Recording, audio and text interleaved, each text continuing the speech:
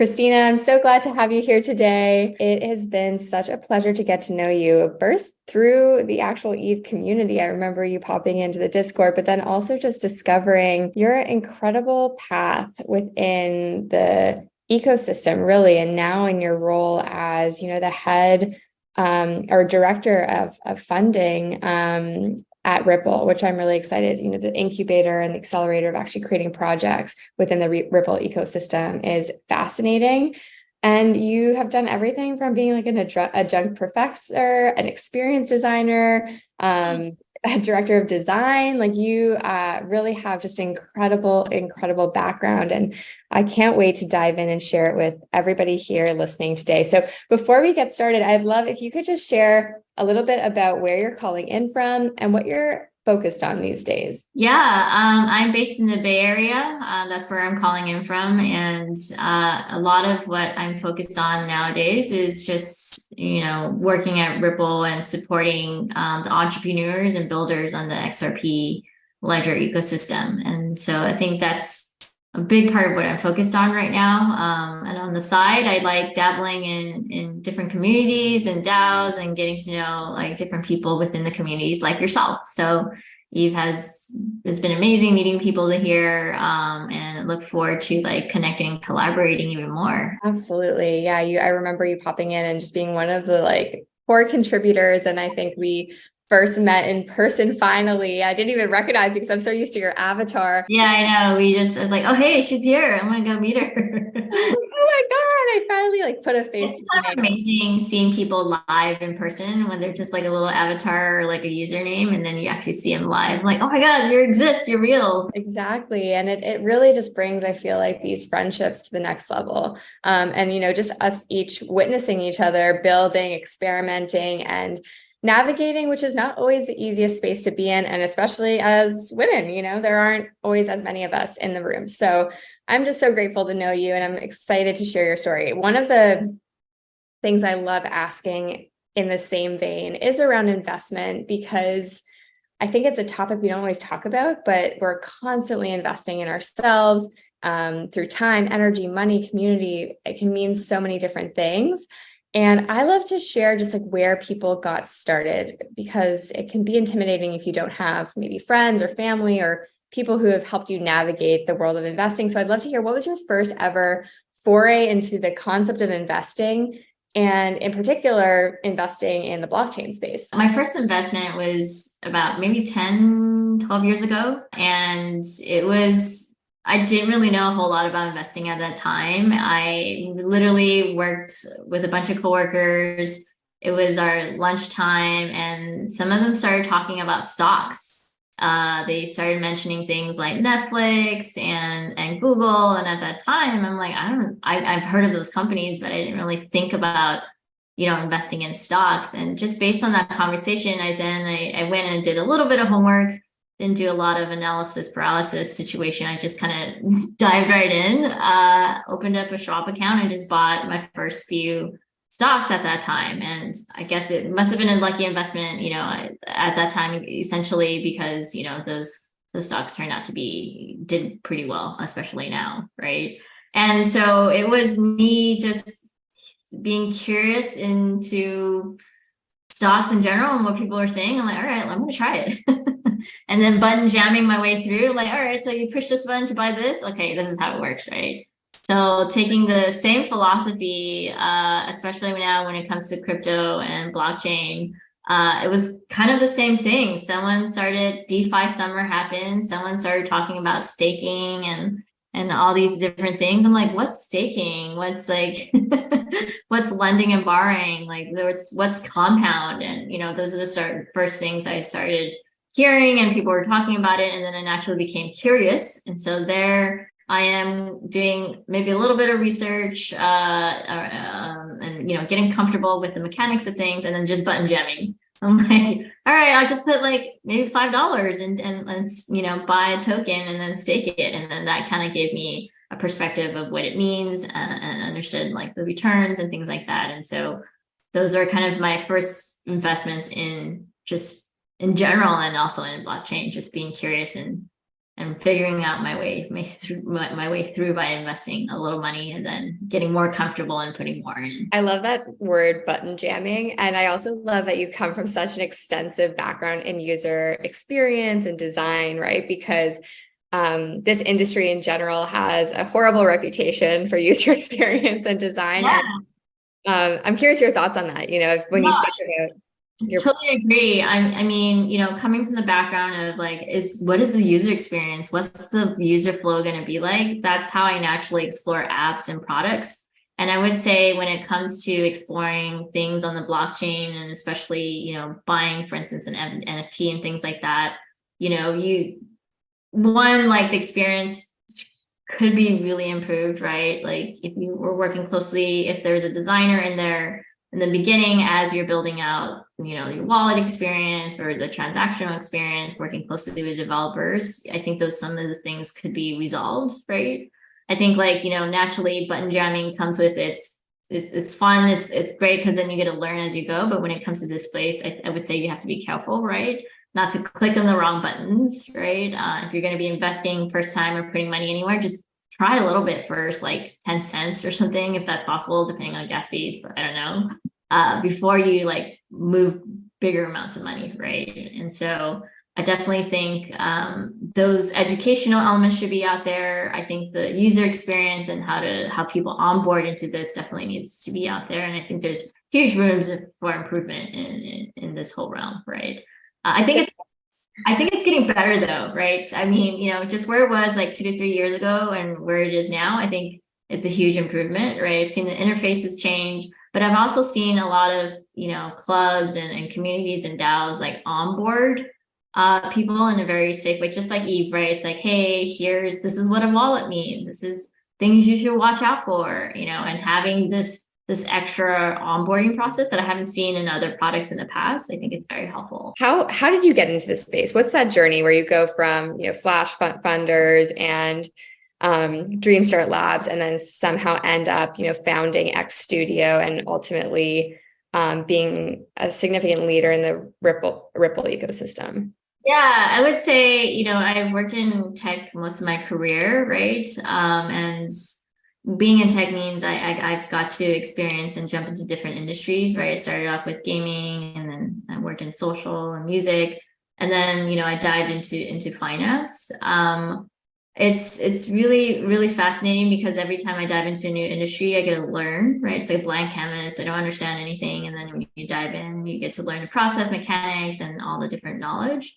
And I think I'm this way because I have like this desire and a quest to continue to build and obtain knowledge. And I got into, this whole financial space it was actually something new. Like I've never been in the finance space. And I was at that time very curious about like what fundraising means for startups, like, how do founders get what they need to get started? Obviously, a lot of funding, funding is always top of mind for founders and entrepreneurs. So working at Flash Funders was a window into that world, right? And, I think at a core, financial wellness is something that I truly believe in, and I truly want, everyone out there in the world to, build it for themselves. Especially seeing that being able to work on a project called Dreamstart, the Village Savings Group, enabling, a bunch of women who save together and, help them and educate them on what wealth building means as far as it relates to their culture and building a product that they can use to help facilitate that. And it sort of kind of hones in on that core value of mine of like wealth building.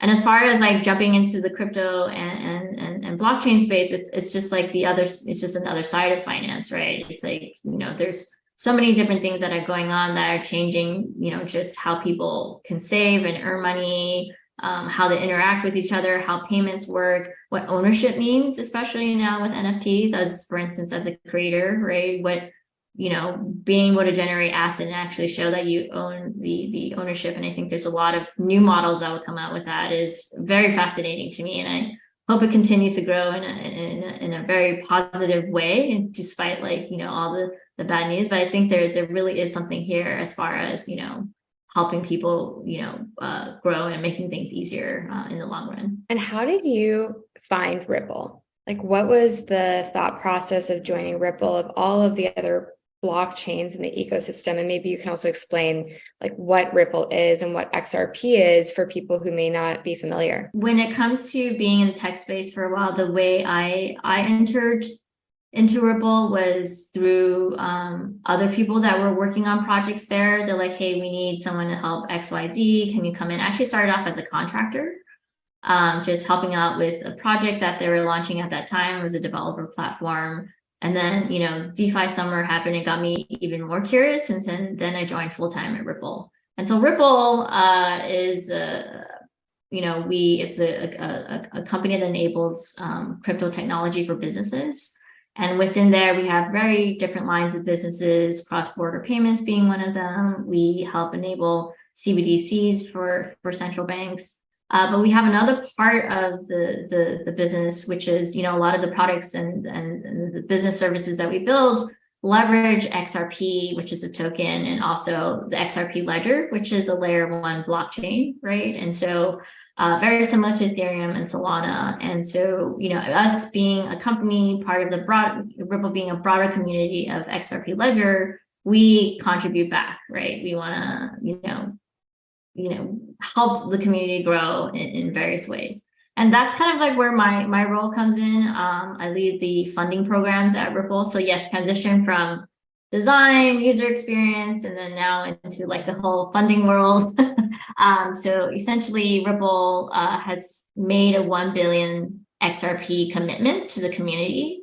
And what that 1 billion commitment is really funding, nurturing and accelerating builders and entrepreneurs building in the XRP Ledger ecosystem, right? And so a part of that is programs like XRP Ledger, where XRP Ledger grants, anyone can go and apply for a grant based on the use case and receive a grant. We've funded a lot of projects through grants. And what we're also learning is that, you know, these grantees need more than just technical support. They need a education on, you know, how do I set up my legal entity? You know, how do I acquire customers? How do I market my product? And so we're actually launching Accelerator at the end of the month, which is pretty soon. I think it's we're going to open applications and anyone can come and apply, and we can support them in that way. So that's sort of the lay of the land of Ripple and my role in this whole space. And I think this, again, as far as, you know, working with builders and entrepreneurs, and when it comes to, I think, wealth building essentially is, you know, people say you can invest in real estate, you can do XYZ, and, you know, starting a business is like another way, especially if it's successful, to build wealth for yourself, right? And so being able to be part of programs and enable that is just super exciting to me. What do you think has been the most exciting thing that you would want others to know as you've thought about that concept of ecosystem development and value? We get so much flack around this all being like, there's no actual use case for crypto. I do think that the finance use case in and of itself is already one. But how do you think about that? What's something exciting that you feel gives you hope that you would want other people to know about real value that's being created in these ecosystems? I think just the sheer amount of different use cases. I think if people take the buzz of like, hey, the tokens are down, and, you know, all this different noise, and they really dive deep into the entrepreneurs and these teams and what they're building, they're actually building use cases that solve things for other, for instance, crypto companies, or for traditional companies that aren't on blockchain yet, right? And so I've been seeing that a whole lot, not just in this ecosystem, but outside of the ecosystem, right? I think I want to bring up Opulus as one. I love Opulus, for instance. They're leveraging sort of the mechanics of blockchain, but also the ethos of what decentralization and community means to build product and services for freelancers. And I think this hits really close to home to me because before I joined Ripple, I was a freelancer, right? The resources that you would need, especially buying insurance, it's always like hire as an individual. There wasn't really community around this, like helping each other and share resources. But Opulus, which is a DAO, creates payroll for you if you needed it. They offer you different things. And if you're part of the community and contribute to the community, you also get rewards, right? And so these are like one of the products I've seen using the concept and ethos of decentralization and community, along with, coming up with a token and building it on a chain that it solves like a real core, problem in the industry, in the freelance industry, right? And so, as and I love that, right? And I'm starting to see more and more of this, right? I see, people who are starting to, understand taking real estate and tokenizing real estate and being able to have people buy a fraction of a real estate, right? And this is all on chain, and obviously it depends on where there's regulatory clarity and things like that. But this is like an actual use case that can help solve some of the problems and issues in the real estate market, but also add another layer of ease and accessibility to different people out there who didn't have access to it. So I think there's going to be more and more of these to come, and you're gonna see more of this. People are building right now. I love that, and Opolis is such a good example. I recently have started using them, and it was a really interesting process to go down. I think, remembering that these aren't fully new concepts, right? Cooperative purchasing, you probably experience that when you buy anything at REI. You have a benefit from basically being part of a bigger organization that's like purchasing on your behalf, and then you're getting basically patronage back. And I think Opolis is so cool because they did that for freelancers, as you mentioned, like helping do group buying of health insurance and 401k programs, and making a simple product and actually then having the benefit go back in terms of patronage to their community who help them grow. So it's such a cool example. Is there another person or a company that's really inspiring you in the space, and why? I have affinity towards the community aspect and the DAO aspect of everything, right? And so I've seen, working at traditional companies before, and then seeing like the power of what DAOs can bring and how you can structure new entities around that has been very fascinating to me. And so I bring in Opolis because they're a DAO too, and I think FWB is very fascinating to me. It's like, a bunch of people getting together socially around things that are of interest to them, right? If you join FWB, there's like a bunch of people that you may meet. There's different interest groups, there's different channels in the Discord that are pretty active, and you're just talking about things that you really like. And at the end of the day, it's not just about, joining and being on Discord, but actually meeting in real life and making friends. I feel like some of the people I met are very authentic. They're really open to helping each other, and I love the dynamic there. I think I encourage anyone who is just curious about what community is, and if you have a specific thing that you're interested in, go research and just join a bunch of these different DAOs, these different communities. You'll be surprised who you can meet, where you can, one, help them, or they can help you, or they teach you something new, or you can teach them something new. And I think it's a very fascinating way of connecting beyond just like Instagram, the traditional social media, right? I feel like this is the new way of bringing people together, connecting and working together. What I've also been seeing, not just in FWB, but other DAOs that I'm part of, especially like Eve, is that people are building together. Like they're coming together and they're like, hey, I think we should build this because it helps our community. And then as they build it for their community, then they release it out to the world, right? And it's another way of bringing people together and, getting people to do things together and collaborating in like a new way that you haven't seen before, right? And so it isn't just reaching out to someone in LinkedIn like, hey, can you help me build this? You want to join my team? It's like, hey, we're already interested in, for instance, wealth and empowering women. Do you want to get together and do more things? Because we're already aligned in a base level of our interests and our identity. Let's just do more together, right? And so that's what I've been seeing, and that's what I love about the space. It's not necessarily a specific person or a company. It's just like, hey, there's just all these things going on when it comes to community and DAOs, FW being one of them, Opolis being one of them, obviously Eve being another one. And I think we're just in the beginning of something, I think, amazing. I love that. And so how can we stay in touch with you personally on your journey, but also the kind of new accelerator program that you're going to launch imminently with Ripple, and the ways that people can actually develop within that ecosystem?